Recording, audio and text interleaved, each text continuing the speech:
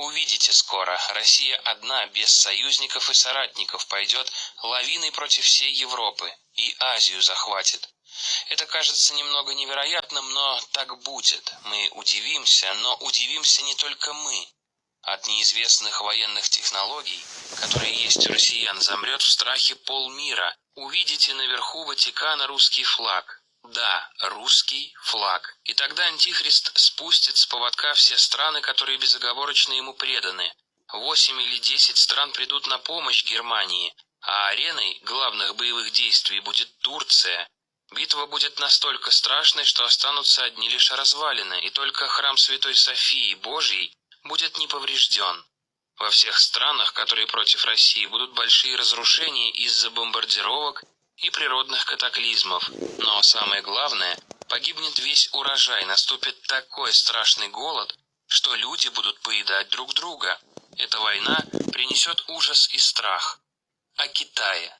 В грядущей войне Китай будет союзником России. Благодаря этому китайцы существенно расширят свои границы и возомнят себя супердержавой. Противники России пообещают Китаю отдать Сибирь, если он поставит Россию на место. И тогда Китай пойдет войной на своего бывшего союзника, и снова начнутся военные действия.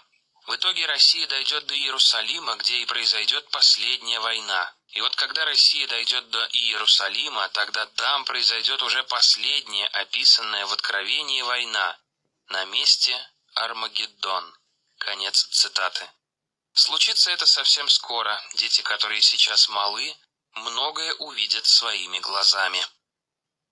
Об Америке. А вот американцам будет не до военных расприй, ее будет трясти не только от природных катаклизмов, но и рукотворных. Так что Америке будет не до турецких земель. Вернется ей бумерангом все то, что натворила она в других странах. Цитата.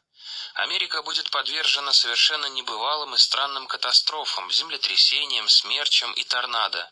Внутри страны разгорится противостояние народа правительству». О северных странах.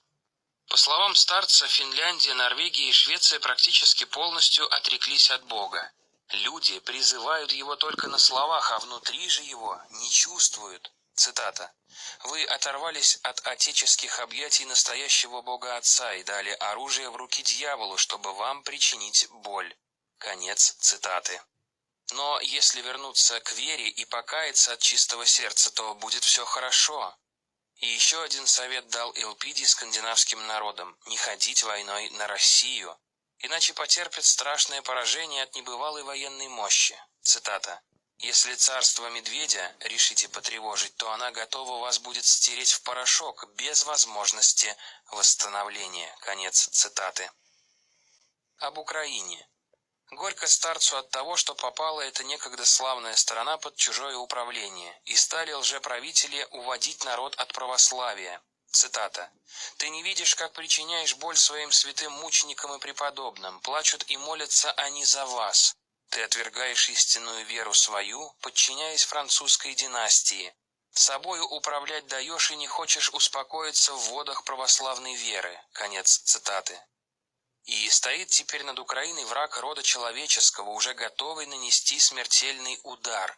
Старец призывает украинцев создать цепочку молитв каждые 3 часа, молиться Господу и каяться, и тогда можно предотвратить великие скорби. О Грузии. Укоряет старец и грузинский народ, который разрешает руководить собой. Цитата. «До каких пор ты будешь слушать тех, кто заставляет тебя воевать, как мышь с медведем?